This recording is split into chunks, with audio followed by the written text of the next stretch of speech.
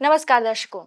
वाराणसी की गलियों से निकलकर 4 क्लास में पढ़ने वाली छात्रा वसुधा भट्टराई ने राष्ट्रीय स्तर पर अपनी प्रतिभा की अमिट छाप छोड़ी है।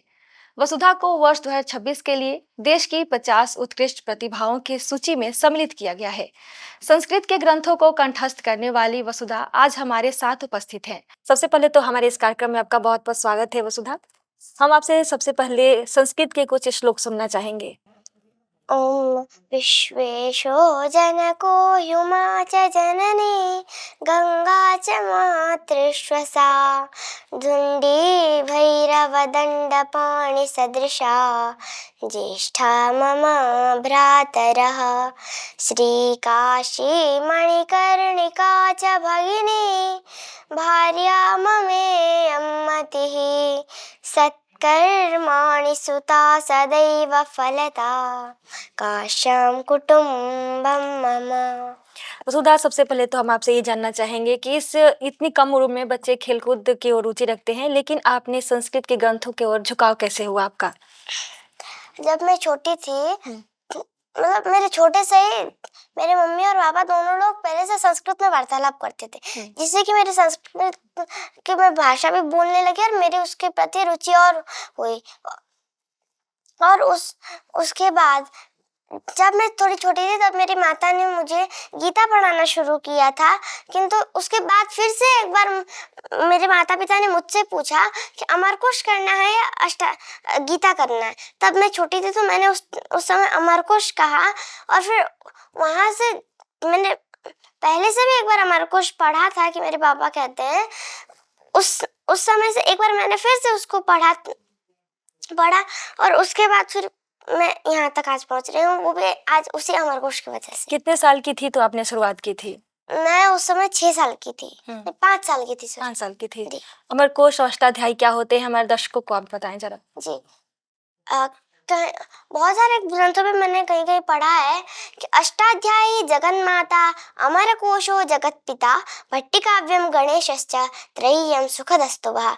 अर्थात अष्टाध्यायी को इस पूरे विश्व की माता कहा गया है और फिर अमरकोश को पूरे विश्व का पिता कहा गया है और भट्टिकाव्य को गणेश माना गया है और कहा गया है कि अगर इसका अर्थ और ये मूल हमारे हमको कंठस्थ रहेंगे तो फिर हमको विश्व में सुख ही सुख होगा। आपकी दिनचर्या क्या रहती है, क्योंकि आप संस्कृत के ग्रंथों का अभ्यास करती हैं, तो कैसे करती हैं? अभी हम लोग की गर्मी की छुट्टियां चल रही हैं तो फिर इस हिसाब से मैं 4 बजे उठते ही अपना नहा धो के 4:15 या तो 4:30 बजे तक में अपना थोड़ा देर पढ़ने बैठ जाती हूँ, 6 या तो 6:30 बजे तक में। उसके बाद फिर तब तक में मेरी माँ नाश्ता बना देती है। नाश्ता करने के बाद मेरा उस टाइम मैं थोड़ी देर के लिए मेरी बहन होती है उसके साथ खेलने के बाद तब तक मैं 8 बजे तक में उसके बाद मैं फिर से थोड़ा देर पढ़ लेती हूँ, 1 घंटा या 2 घंटा अपना ग्रीष्मकालीन गृह कार्य करने के लिए। उसके बाद तब तक मैं फिर से मैं थोड़ी देर अपने बहन के साथ खेलने के बाद या फिर तो टीवी देखने के बाद तब तक मैं भोजन हो जाता है। 11 से 12 बजे तक मैं भोजन कर लेती हूँ और फिर उसके बाद थोड़ा देर अपना सो जाने के बाद मैं उठने के बाद थोड़ा देर और बहन के साथ खेलने के बाद फिर से पढ़ती हूँ। जितना टाइम होते 4 या तो 4:30 बज जाते हैं। उसके बाद शाम का नाश्ता करके तब तक मेरे पिताजी भी आ जाते हैं। उसके बाद फिर थोड़ी देर अपना पिताजी के साथ वार्तालाप करके कुछ करके तब तक में शाम हो जाती है। फिर पूजा करके हम लोग आधा घंटा या 1 घंटा जितना फिर थोड़ा देर और पढ़ लेते हैं।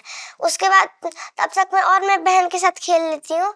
उसके बाद तब तक में खाना बन जाता है। खाना खाने के बाद फिर मैं सो जाती हूँ। आप मोबाइल कितने घंटे चलाती हैं, खेलकूद कितने घंटे करती हैं?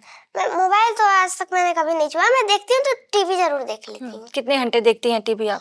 टीवी आधे घंटे से 45 मिनट तक। आपको जो पता चला कि आपका नाम 50 देश के 50 उत्कृष्ट प्रतिभाओं में लिया गया है, सम्मिलित किया गया, तो आपको कैसा लगा? कैसा माहौल था आपके घर में? इतने बड़े पुरस्कार को प्राप्त करने पर एक अच्छा माहौल तो सबको ही लगता है, पर खासकर मुझे बहुत अच्छा लग रहा था क्योंकि मतलब आज तक मुझे पहली बार इतना बड़ा सम्मान दिया जा रहा है और उस दिन गंगा दशहरा के दिन ऐसा वो सम्मान मिला था और ऊपर से मैं बहुत ज्यादा खुश थी। आप उत्तराखंड से बिलोंग करती हैं और काशी में हैं, क्या कहना चाहेंगी काशी वासियों के लिए? मैं काशीवासियों के लिए इतना ही कहना चाहूंगी कि यहाँ पे विद्वान जितने भी हैं उनको भी, और फिर यहाँ पे जितने भी जिज्ञासु हैं जो पढ़ना चाहते हैं उनको भी, कि अपने लगन से कभी ना हटे। जो कर रहे हैं पहले उसको करें, उसके बाद फिर सब कुछ कर सकते हैं। अष्टाध्यायी और अमरकोश के कुछ श्लोक हमें सुनाना पसंद करेंगे आप? जी, पहले मैं अष्टाध्यायी सुनाना चाहूंगी। ओम येनाक्षरसमाम्नाय मधिगम्य महेश्वरात् कृत्स्नं व्याकरणं प्रोक्तं तस्मै पाणिनये नमः। वाक्यकारं बलरुचिं भाष्यकारं पतञ्जलिं पाणिनिं सूत्रकारं च प्रणतोऽस्मि मुनित्रयम्। अथ प्रथमोऽध्यायः। अथ पाणिनिसूत्राणि। प्रथमः पादः। वृद्धिरादैश् अदेङ्गुणः इको गुणवृद्धि न धातु लोप अर्धधातुके इति च दीदिवे वीतां हलोऽनन्तराः संयोगः मुखनासिकावचनोनासिकः तुल्यास्य प्रयत्नं सवर्णं रील् रीवर्णयोर्मिथः सावर्ण्यं वाच्यं नाज्झलौ ईदूदे द्विवचनं प्रगृह्यम् अदसोमात् शे निपातः एका जनां ओत् संबुद्धौ शाकल्यश्चेतावनार्षे उयः ऊ ईदूतौ च सप्तम्यर्थे दाधा गोदाप। ये अष्टाध्यायी के पहले पाद के कुल 20 सूत्र हैं, बल्कि इसमें 75 सूत्र हैं। इसी तरह से अष्टाध्यायी में 8 अध्याय है, इसीलिए इसका नाम अष्टाध्यायी पड़ा। और फिर किसी भी उसमें पहले पाद में अब जैसे किसी भी उसका 4 भाग होता है, अब श्लोक का भी 4 ही भाग होता है। अब जैसे कि यस्य ज्ञान दया सिंधु, ये अनुष्टुप छंद का एक श्लोक का एक पाद है, मतलब कि एक पंक्ति है, उसमें 8 अक्षरों का एक पंक्ति होता है। उसी तरह से किसी भी अध्याय में, अष्टाध्यायी के किसी भी अध्याय में 4 भागों में उसको बांटा गया है। पहले पाद में 75 सूत्र, किसी भी अध्याय में अलग अलग संख्या, एक ही संख्या में नहीं, इसीलिए कुल मिलाकर 4000 सूत्र हैं। और इसी तरह से पहला पाद, दूसरा पाद, तीसरा और चौथा पाद होने के बाद ये पहला अध्याय हो जाता है। हर अध्याय में कुल 4 पाद है। आपको कितने याद हैं? मुझे पूरा याद है। चारों 4000 याद है आपको? जी। इसको उल्टा भी आप सुनाते हैं, इसको कैसे सुनाएंगे? जी, अब इसको इसी को उल्टा सुनाने के लिए दाधा गोदाप ईदूतौ च सप्तम्यर्थे उयः संबुद्धौ शाकल्यश्चेतावनार्षे ओत् निपात एका जनां शे अधसोमात् ईदूतौ च सप्तम्यर्थे नाज्झलौ रील् रीवर्णयोर्मिथः सावर्ण्यं वाच्यं तुल्यास्य प्रयत्नं सवर्णम् मुखनासिकापचनोनुनासिकः हलोऽनन्तराः संयोगः दीदिवे वीतां इति च न धातुलोप अर्धधातुके इको गुण वृद्धि अदें गुणः वृद्धिरादैच। ये उन्हीं सूत्रों का उल्टा क्रम है। श्रीमद् भागवत गीता के कौन कौन से अध्याय आपको कंठस्थ हैं? मुझे 11वां, 12वां, 15वां और 16वां। उसको थोड़ा सा सुनाए हमें। जी, तो 12वां सुना रही हूँ। ओम श्री परमात्मने नमः। अथ द्वादशोऽध्यायः। अर्जुन उवाच एवं सततयुक्ता ये भक्तास्त्वां पर्युपासते ये चाप्यक्षरमव्यक्तं तेषां के योगवित्तमाः। श्रीभगवानुवाच मय्यावेश्य मनो ये मां नित्ययुक्ता उपासते श्रद्धया परयोपेता स्ते मे युक्ततमा मताः। ये त्वक्षरमनिर्देश्य मव्यक्तं पर्युपासते सर्वत्र गमचिन्त्यं च कूटस्थमचलं ध्रुवं सन्नियम्येन्द्रियग्रामं सर्वत्र समबुद्धयः ते प्राप्नुवन्ति मामेव सर्वभूतहिते रताः। क्लेशोऽधिकतरस्तेषाम् अव्यक्तासक्तचेतसाम् अव्यक्ता हि गतिर्दुःखं देहवद्भिरवाप्यते। ये श्रीमद् भगवद गीता के 12वें अध्याय के 5 श्लोक हैं। कितने घंटे अभ्यास करते हो आप संस्कृत के ग्रंथों के ऊपर? संस्कृत के ग्रंथों पे मैं 3 से 4 घंटा पूरे दिन में, या फिर तो उससे ज्यादा भी दे देती हूँ। बड़े होकर क्या आप करना चाहोगे? मैं बड़ी होके पहले एक IAS ऑफिसर बनने के बाद फिर मैं किसी BHU में ही एक प्रोफेसर बनना चाहूंगी। जो आपकी उम्र के बच्चे हैं उनको आप क्या संदेश देना चाहते हो? मैं यही देना चाहूंगी कि जो भी हम लोग काम कर रहे हैं, चाहे वो संगीत हो, वो कला हो, हम नाच नृत्य में लिए हों, चाहे वो हम पढ़ाई में लिए हों, किसी भी चीज़ में लिए हों, उसको पहले करेंगे तो फिर हम अपने जीवन में बाकी चीज़ों को आसानी से कर लेंगे। पर हमको पहले अपना लक्ष्य जरूर पूरा करना चाहिए। वसुधा, अमर कोश क्या है और इसको क्यों पढ़ना चाहिए?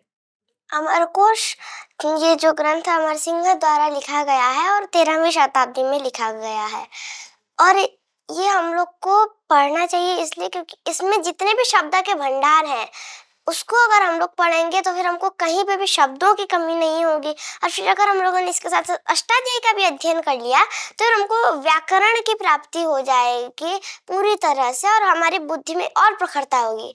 और इससे हम लोग को छंदों में श्लोक बनाने में भी हम खुद से कर सकते हैं। अब अगर हम लोगों ने व्याकरण को ले लिया तो फिर व्याकरण उन छंदों के नियमों को बतलाता है, और फिर उसके बाद जो अमरकोश है वो हम सबको शब्द देता है, और व्याकरण श्लोक बनाने के नियम और फिर शब्द होने पे हम लोग श्लोक आसानी से बना सकते हैं।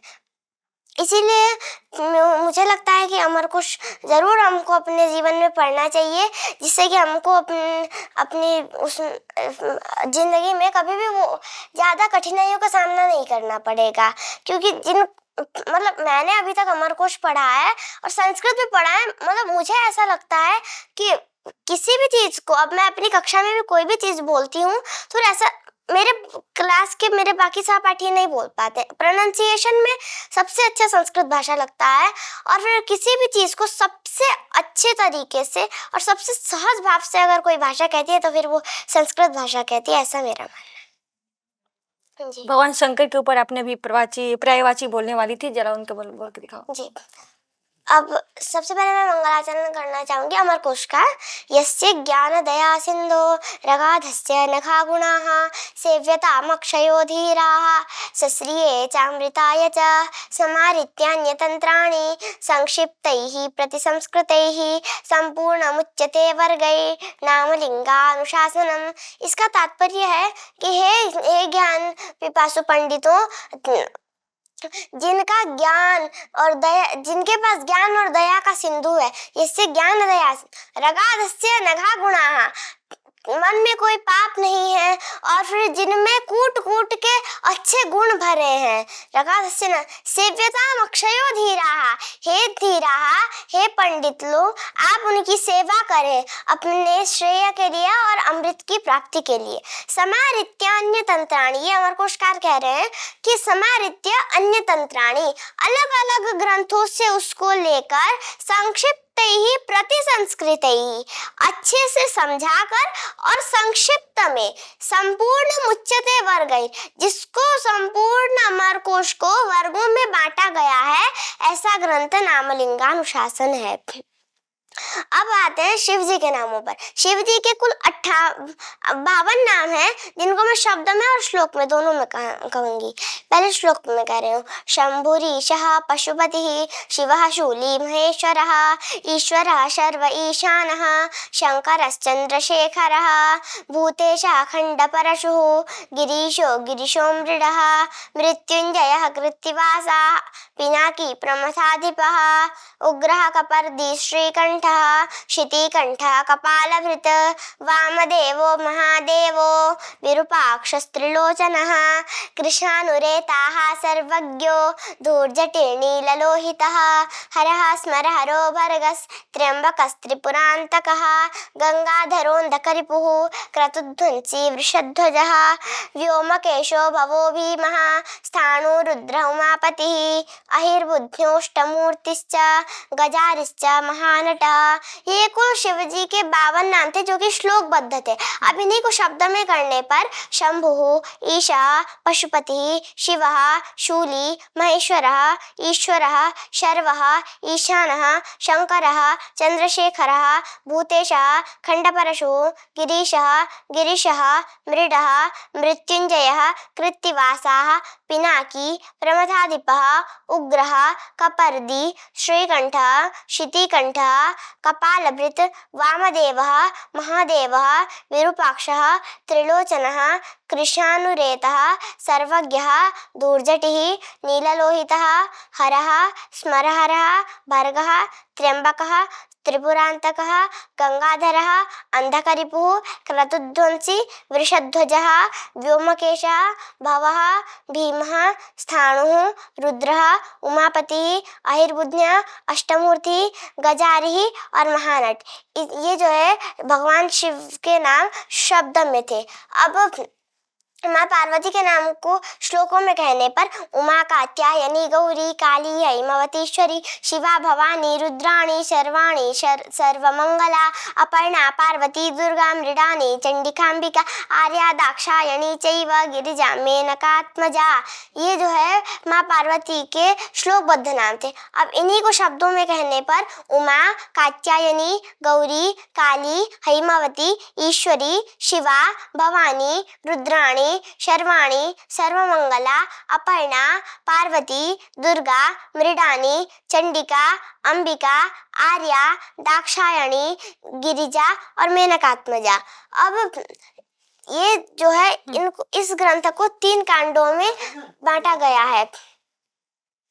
अब ये जो है ये जितने भी मैंने नाम बताए ये पहले कांड के पहले वर्ग में ही थे। अब हम द्वितीय कांड में जाते हैं जिसमें भूमि के नाम दिए गए हैं।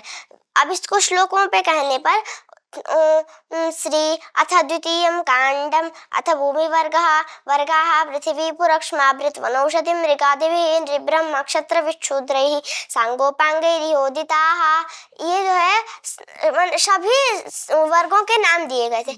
अब पृथ्वी माता के नाम शुरू होते हैं। भूर्भूमि रचनानंता रसा विश्वंभरा स्थिरा धरा धरित्री धरणी क्षोणी ज्या काश्यपी क्षितिः सर्वं सहा वसुमती वसुधोर्वी वसुंधरा गोत्राकुः पृथिवी पृथ्वी क्ष्मावनिः मेदिनी मही विपुला गह्वरी धात्री गौरिला कुंभिनी क्षमा भूतधात्री रत्नगर्भा जगती सागरांबरा। ये माता पृथ्वी के श्लोक में नाम थे। अब इनको शब्दों में कहने पे भूः भूमि अचला अनंता रसा विश्वंभरा स्थिरा धरा धरित्री धरणी क्षोणी ज्या काश्यपी स्थिति सर्वंसा वसुमती वसुधा उर्वी वसुंधरा गोत्रा कुहु पृथ्वी पृथ्वी क्ष्मा अवनिः मेदिनी मही विपुला गह्वरी धात्री गौः इला कुंभिनी क्षमा भूतधात्री रत्नगर्भा जगती और सागरांबरा। ये सारे नाम माता पृथ्वी के शब्दों में थे। बहुत बहुत धन्यवाद वसुधा, आपने इतनी अच्छी जानकारी हमारे साथ साझा की। तो दर्शकों, अभी आपने देखा हमारे साथ कक्षा 4 की पढ़ने वाली छात्रा वसुधा भट्टराई थी, जो कि बहुत ही कम उम्र में इतनी बड़ी उपलब्धि हासिल की है। तो आज के लिए बस इतना ही, मिलते हैं अगले कार्यक्रम में। तब तक के लिए हमें अनुमति दीजिए। नमस्कार।